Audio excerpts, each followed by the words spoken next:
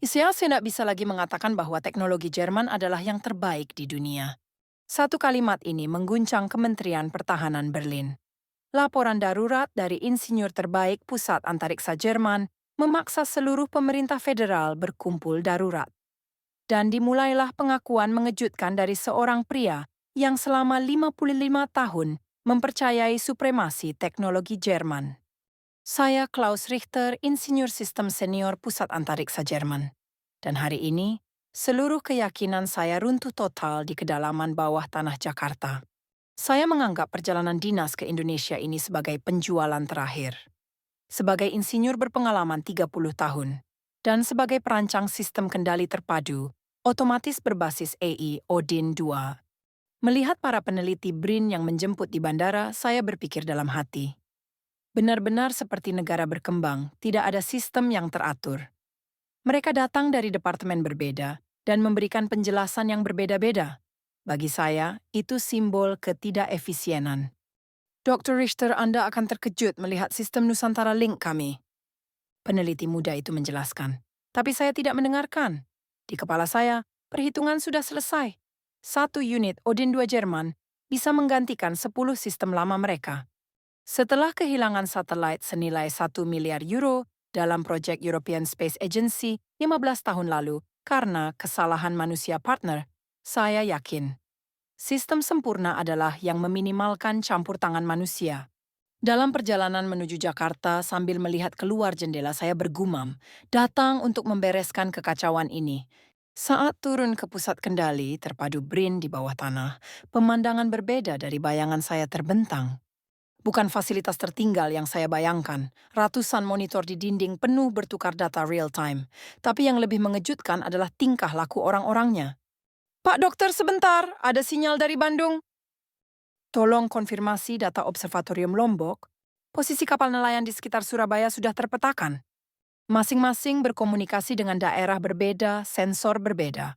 Bergerak seperti jaringan saraf raksasa. Tidak ada ruang kendali pusat. Atau lebih tepatnya, semua tempat seperti pusat. Mengesankan, tapi cara terdistribusi seperti ini hanya akan menambah kekacauan saat krisis. Ketika saya berkata begitu, Dr. Ilham Akbar Habibi tersenyum. Kami menantikan demonstrasi Odin 2, Dr. Richter. Apakah benar bisa menggantikan semua yang kami bangun selama 30 tahun dalam 3 jam? Saya merasakan nuansa menantang dalam nada bicaranya. Tapi saya percaya diri. Sebentar lagi, mereka akan melihat apa itu efisiensi sejati. Lihatlah, ini adalah masa depan. Pukul 10 tepat, saya menyatakan di depan konsol utama Odin 2. Layar hologram raksasa menampilkan peta seluruh Indonesia. Data real-time dari 17,8 pulau tersusun dalam visualisasi terpadu. Ujung jari saya menyentuh konsol dengan ringan, sistem merespons sempurna. Kepercayaan diri 30 tahun pengalaman terpancar dari seluruh tubuh. Integrasi data nasional selesai dalam 48 detik, peningkatan efisiensi diperkirakan 348%. Terdengar suara decak kagum dari peneliti BRIN. Saya menegakkan bahu sedikit, puas dalam hati. Memang kehebatan teknologi Jerman. Sekarang mereka akan menyadari apa itu efisiensi sejati. Tapi saat itu ada bisikan kecil dari belakang saya. 3 menit 37 detik, lebih lambat dari perkiraan. Apa? Saya menoleh tapi tidak bisa memastikan siapa yang bicara. Mungkin salah dengar. Tepat saat itu terjadi. Peringatan tsunami, gempa bumi skala 8,1 di pantai barat Sumatera. Saat alarm pertama berbunyi, tangan saya tanpa sadar mencengkeram konsol. Tapi tidak apa-apa. Odin 2 dirancang untuk situasi seperti ini. Puluhan sinyal merah memenuhi layar tapi masih terlihat bisa dikontrol. Tapi ini baru permulaan. Jaringan komunikasi Jawa Barat down berantai. Alarm kedua, alis saya sedikit mengerut. Laut Natuna, 5 kapal tak dikenal melanggar wilayah. Ketiga, telapak tangan mulai berkeringat dingin. Kebakaran meluas di Kalimantan Timur, asap menghalangi pandangan total. Keempat, napas saya mulai pendek. Dan kelima, keenam, ketujuh, data kompleks tak terduga berdatangan seperti air terjun, tidak seperti tsunami. Hologram Odin 2 mulai bergoyang. Beacon System 97%. Suara saya mulai bergetar. Gak boleh, gak mungkin seperti ini. 98%. Lampu peringatan merah yang saya lihat di ruang kendali European Space Agency 15 tahun lalu terbayang di depan mata. Tidak, kali ini berbeda. Odin 2 sempurna, 99%. Kaki saya mulai goyah. Saya merasakan pandangan peneliti sekitar tertuju pada saya, seperti 15 tahun lalu. Dan akhirnya, pip iik. Bersamaan dengan alarm sistem down, hologram raksasa hancur, berkeping-keping dan menghilang. Blackout. Saat semua layar padam, seluruh pusat kendali terbungkus sunyi seperti makam. Jantung saya seperti jatuh dari dada ke kaki, lutut hampir lemas. Bibir saya bergetar, tenggorokan kering kerontang. Lagi saya... Mimpi buruk 15 tahun lalu terulang dalam skala nasional. Sistem sempurna yang saya banggakan runtuh seperti mainan di hadapan krisis sempurna. Terdengar helaan napas kecil dari belakang. Suara itu menggelegar seperti guntur di telinga saya. Dr. Richter, apakah Anda baik-baik saja? Suara Dr. Ilham terdengar jauh seperti dari dalam air dalam. Ketika saya mengangkat kepala dan melihat sekeliling, mulut saya menganga. Para peneliti BRIN tidak panik. Sama sekali tidak. Justru saat saya runtuh, mereka bergerak tenang di tempat masing-masing. Seperti sudah lama mengantisipasi hal ini. Stasiun Bandung Online. Seorang peneliti mengetik keyboard lama sambil berkata, "Konfirmasi koneksi Node Makassar." Peneliti lain menyalakan monitor kecil di dinding sambil merespons. Jaringan sensor Papua aktif. Suara lain terdengar dari sisi berlawanan ruangan. Melihat gerakan tangan mereka, seperti pemain orkestra menciptakan harmoni sempurna tanpa konduktor. Monitor tambahan di dinding mulai menyala satu persatu. Layar-layar kecil yang saya anggap kuno dan tidak efisien itu. Awalnya hanya terlihat seperti titik-titik berkedip, tapi semakin banyak monitor yang menyala, titik-titik itu membentuk gambar raksasa. Puluhan layar kecil menampilkan informasi berbeda, tapi anehnya, data terfragmentasi itu melengkapi gambaran keseluruhan. Monitor kecil kiri atas menampilkan tinggi gelombang real-time dari nelayan Sumatera. Kanan bawah mengalirkan data deteksi gempa dari smartphone wisatawan Bali. Layar tengah menunjukkan AI buatan mahasiswa Universitas Jakarta menganalisis foto satelit Laut Natuna. Di satu sisi dinding, sesepuh adat Papua memprediksi pola cuaca berdasarkan pengetahuan tradisional. Bagaimana ini bisa terjadi? Suara saya pecah keluar, seluruh tubuh merinding. Peneliti muda tersenyum menjelaskan. Jika Odin Pak Dokter adalah otak, Nusantara Link kami adalah jaringan saraf. Walau satu otak berhenti, jaringan saraf tetap hidup, bahkan lebih sensitif. Saat itu ada yang bergerak di dada saya. Melihat layar lagi bukan sekadar data. Di dalamnya ada cerita hidup manusia nyata. Nelayan lari menghindari tsunami, mahasiswa cemas mengecek keluarga, penduduk pulau melaporkan kapal asing. Yang saya benci sebagai variabel manusia kini menjadi sumber informasi paling akurat dan hidup. Di layar, waktu tiba tsunami dihitung tepat, maksud kapal penyusup dianalisis. Rute evakuasi optimal diperbarui real time. Kontrol sempurna yang saya kejar 30 tahun runtuh dalam 3 menit. Saat itulah kerja sama tak sempurna mereka menciptakan keajaiban. Tangan saya tanpa sadar mengepal lalu terbuka. Apakah saya benar-benar salah total? Saat pikiran itu melintas, seluruh tubuh dipenuhi getaran. Dr. Richter, mari kita pergi bersama. Dr. Ilham membawa saya ke hangar IPTN Bandung. Selama 3 jam perjalanan mobil, saya hanya menatap jendela dalam diam. Di kepala, berbagai pikiran bertabrakan. Ketika pintu hangar terbuka, saya menahan napas. Di sana terbaring satu pesawat berdebu seperti raksasa tertidur. N250 Gatot Kaca.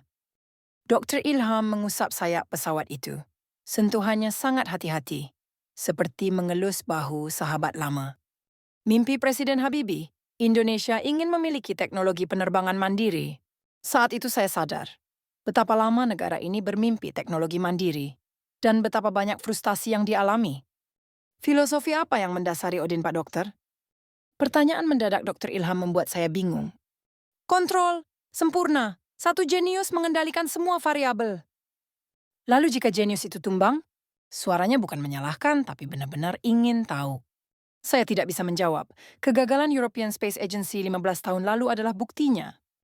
Dr. Ilham menunjuk kokpit N2 Linak Fode. Presiden Habibie berkata saat merancang pesawat ini, teknologi untuk manusia bukan manusia untuk teknologi.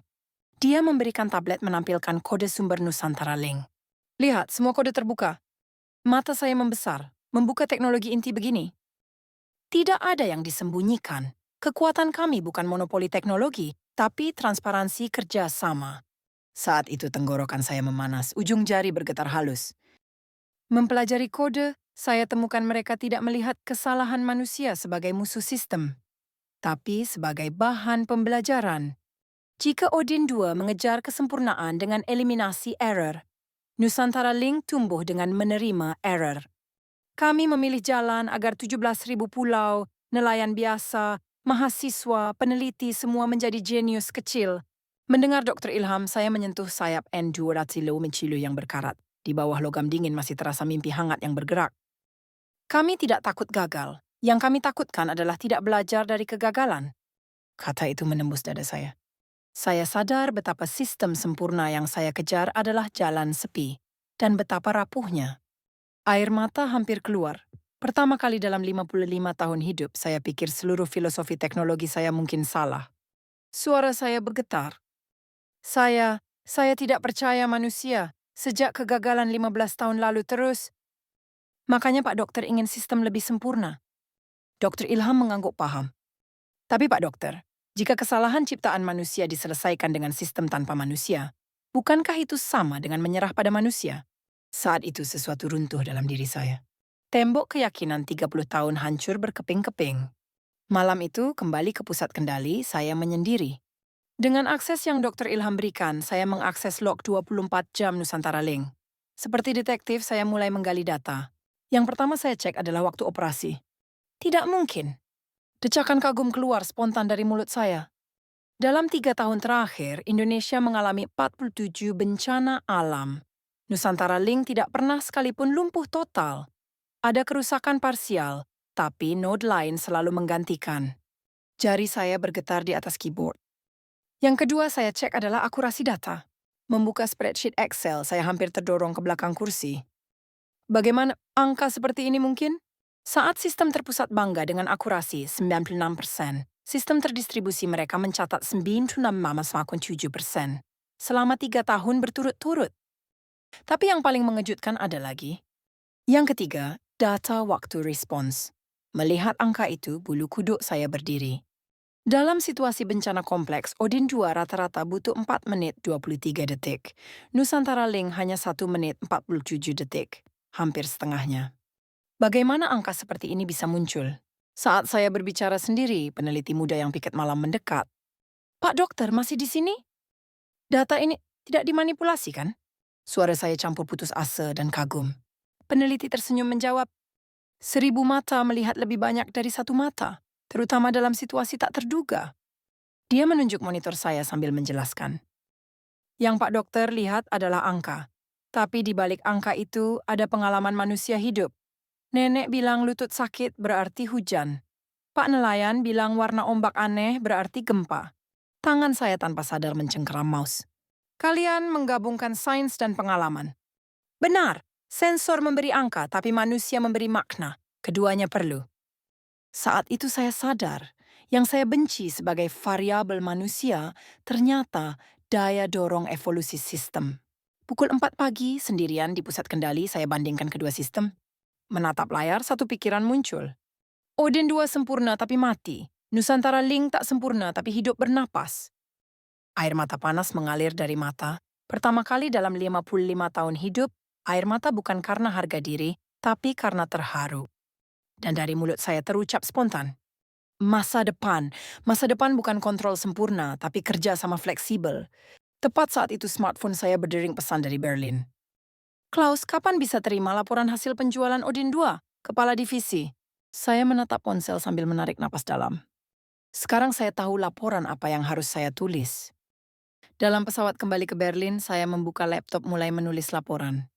Seharusnya menulis konfirmasi keunggulan sistem Odin 2 dan rencana ekspor massal. Tapi jari saya mengetik judul lain. Proposal kerjasama teknologi antara Pusat Antariksa Jerman dan BRIN Indonesia. Mengetik dengan tangan bergetar halus. Insinyur berpengalaman 30 tahun mengubah semua keyakinan dalam satu perjalanan dinas. Siapa yang percaya? Setelah tiba Berlin, rapat divisi pertama sudah dijadwalkan. Membuka pintu ruang rapat, pandangan penuh harap kolega tertuju pada saya. Klaus, bagaimana? Pasti Odin 2 kami membuat mereka terkejut? Kepala Divisi Schmidt menyapa ramah. Demonstrasi sukses? Bagaimana prospek kontrak? Kolega lain bertanya penasaran. Saya menarik napas dalam dan berkata, teman-teman, sepertinya kita perlu mengubah pemikiran. Ruang rapat tiba-tiba hening. Maksudmu apa, Klaus? Level teknologi Indonesia benar-benar berbeda dari perkiraan kita. Saat saya mulai presentasi, reaksi yang sudah diduga bermunculan. Richter, sadar dong, kenapa kita harus berbagi teknologi dengan negara berkembang? Manajer Müller menaikkan suara. Indonesia, apa yang bisa mereka berikan pada kita? Bagaimana hubungan dengan sekutu tradisional, proyek kerja sama dengan Prancis, Inggris? Tapi saya tidak goyah. Yang saya saksikan di Jakarta bukan sekadar teknologi, tapi perbedaan filosofi. Teman-teman, krisis masa depan jauh lebih kompleks dari bayangan kita. Saat saya menampilkan data Nusantara Link di layar, suasana ruang rapat mulai berubah. Akurasi 98%, benarkah? Nol lumpuh total selama 3 tahun. Ini era satu jenius mengendalikan segalanya sudah berakhir. Suara saya penuh keyakinan. Odin kami memang unggul. Tapi apa yang terjadi saat sistem sempurna bertemu krisis sempurna? Seperti yang saya saksikan langsung pagi ini. Ruang rapat bergunjing. Kepala Divisi Schmidt bertanya serius. Jadi apa usulmu? Menggabungkan presisi Jerman dengan fleksibilitas Indonesia. Mengintegrasikan kekuatan analisis AI Odin dengan daya pulih terdistribusi Nusantara Link. Paradigma baru. Gila. Seorang kolega berdiri sambil memukul meja. Veteran 30 tahun dinas seminggu terus mau mengubah semua. Klaus, kamu kenapa sana? Kenapa? Saat itu saya sadar. Ini baru permulaan. Betapa sulitnya mengubah pencerahan personal menjadi perubahan organisasi. 3 bulan berlalu. Selama itu saya bolak-balik Berlin-Jakarta setiap minggu jadi jembatan kedua tim, tidak mudah. Kolega Jerman menolak, kenapa kita harus memulai dulu? Peneliti Indonesia curiga, jangan-jangan dependensi teknologi lagi. Tapi saya tidak menyerah.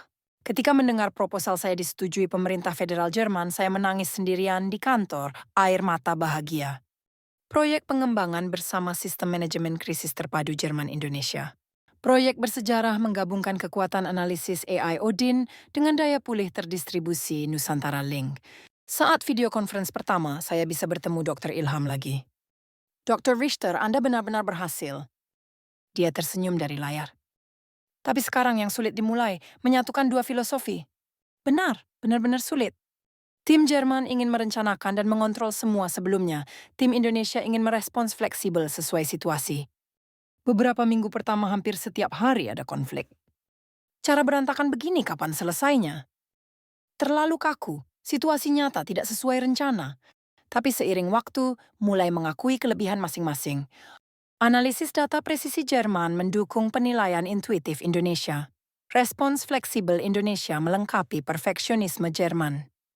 6 bulan kemudian, sistem terintegrasi Garuda Odin akhirnya selesai. Tes operasional pertama datang lebih cepat dari perkiraan. Serangan cyber terbesar yang menghantam seluruh Eropa. Saat sistem terpusat London, Paris, Berlin berjatuhan, hanya Garuda Odin yang bertahan. Malam itu, saya berdiri di jendela kantor Berlin menatap lampu kota. Ponsel penuh pesan permintaan kerja sama teknologi dari seluruh dunia. Amerika, Jepang, Prancis, Inggris, semua ingin kerjasama dengan Indonesia. Dunia jadi menarik. Saya bergumam sendiri. Baru setahun lalu saya menganggap Indonesia negara butuh bantuan teknologi. Sekarang seluruh dunia ingin belajar dari mereka. Keesokan hari, saya diminta pidato pembuka konferensi sistem manajemen krisis masa depan di Berlin. Mengejar kontrol sempurna adalah naluri manusia, tapi saya belajar masa depan sejati lahir dari kerja sama tak sempurna. Tepuk tangan meledak dari penonton. Kemajuan teknologi bukan lagi monopoli satu negara, satu perusahaan, satu jenius. Saat orang dengan filosofi dan pengalaman berbeda bertemu, inovasi tak terbayangkan terjadi. Turun dari panggung selesai pidato, wartawan muda mendekat. Pak Dokter, sebagai insinyur terbaik Jerman, pelajaran terpenting apa yang Anda dapat dari Indonesia? Saya berpikir sejenak lalu menjawab, kerendahan hati dan percaya pada manusia. Sejak hari itu hidup saya berubah total. Saya tidak lagi hanya percaya keunggulan teknologi Jerman, tapi percaya sinergi saat budaya dan filosofi berbeda bertemu. Sinyal terakhir yang saya terima dari Jakarta kini menyebar ke seluruh dunia. Sinyal bahwa masa depan dibuat bersama, bukan sendiri. Dan saya tidak akan pernah lupa revolusi sunyi itu dimulai dari negara 17.000 pulau. 2 tahun kemudian, sistem Garuda Odin diadopsi 47 negara di dunia. Era paradigma baru di mana AI sempurna dan kebijaksanaan manusia harmonis terbuka. Dan saya masih mengunjungi Jakarta setiap bulan. Bukan lagi mengajarkan teknologi, tapi belajar bersama. Hangar tempat N250 Gatot Kaca tertidur kini jadi Institut Kerja Sama Global. Tempat insinyur seluruh dunia berkumpul berbagi kebijaksanaan. Revolusi sunyi dengan sunyi tapi pasti mengubah dunia.